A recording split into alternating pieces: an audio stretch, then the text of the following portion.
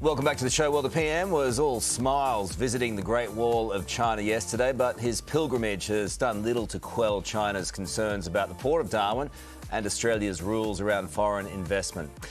Well, joining us to discuss today's headlines is National Senator Bridget McKenzie and Member for Hunter Dan Repicoli. Good morning, guys. Nice to see you. So, Dan, level with me. What's Albo bringing home from China apart from a Mao Zedong watch?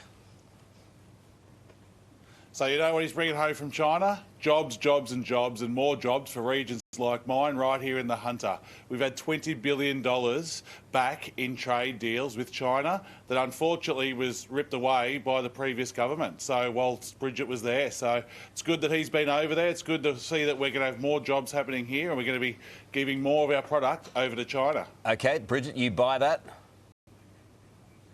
Well, who doesn't like pandas, Karl, or, you know, romantic strolls on the Great Wall in the footsteps of your political hero, Gough Whitlam? But these are serious times and there were serious matters to discuss. No discussion of the Darwin port and the promise the PM made in the election. Why does the People's Republic of China want us not to increase our defence spending, given the geostrategic challenges? And why wasn't there an apology from the People's Republic Navy for the live firing exercises off our shore or circumventing? In fact, they doubled down and said they weren't actually going to change their behaviour, and there's been no release of Australian political prisoners. So, you know, great photo pics, great ops, a lot of rhetoric from people like Dan, but not a lot of tangible outcomes. Port of Darwin and business investment are still a massive problems for the government, right, Dan? Port of Darwin should never have been sold in the first place. As Albo said when he was Infrastructure Minister many, many years ago, and we stand by that. We'll continue to work to get the Port of Darwin back, and I think that question really is going to be asked to Bridget as to why the Port of Darwin got sold, because that happened under their watch. It's your lot now, though. That's not acceptable. It's your lot now, though, and it's clearly a problem for China. You're spot on, Karl. It is our lot now, and we're trying to fix that issue, and we'll continue to work to make sure that we can get the Port of Darwin back in Australian hands that unfortunately got sold off by the coalition government. OK, moving on. Less than 1 week after the PM said this. There is no place in Australia for anti-Semitism. The kind of hatred and violence that we've seen on our streets recently is despicable, and it won't be tolerated, and I want those responsible to face the full force of the law. Jason Clare's revealed he won't take action against anti-Semitism until we have a special envoy on Islamophobia. Bridget? Yeah, this is outrageous, Karl. We've got Jewish Australians, synagogues being torched. We've got our academics, students and researchers being harassed on our universities, and we've got our artists and musicians being cancelled. The report is sitting on the desk. It has a suite of initiatives to get moving on this stuff. Enough of the nice words, Prime Minister.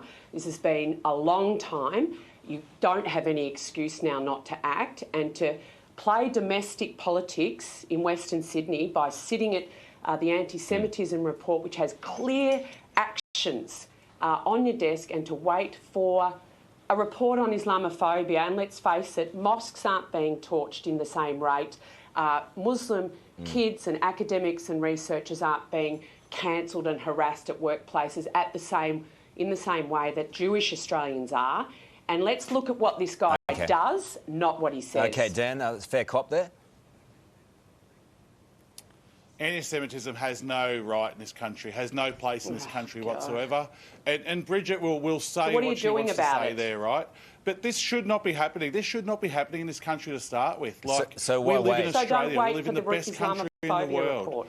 So we're going to continue to work and make sure that we're doing the right thing to put all Australians in the safest place we can. We know this shouldn't be happening, and we'll continue to work to make sure that this doesn't happen. Why wait for another report? Wow. Yeah, exactly.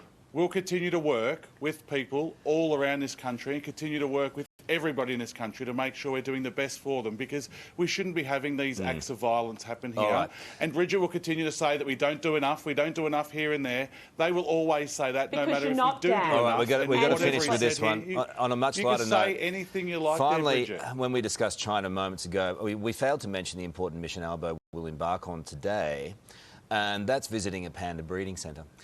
Here's hoping the PM delivers some diplomatic dazzlers, not unlike this one. I say I don't like cricket. Oh, no.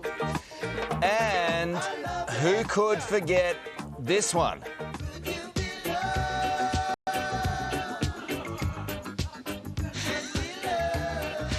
Oh, the memories come flooding back, Dan. You can't say who doesn't like a big, hairy, furry thing, a panda like that, or a little bit of a big bloke like myself. Just the way we are. Bridget, Wow. are we in Too agreement much. there, Bridget? Too much. It's Come too on. early. It's too early. Never My too eyes much, can't Bridget. unsee Never it. too much. Go on, Bridget. You don't like hairy blokes? You know, it's been 3 months and the PM should have got us back to Parliament, Dan. Now I'm rethinking that desire. Oh, come on.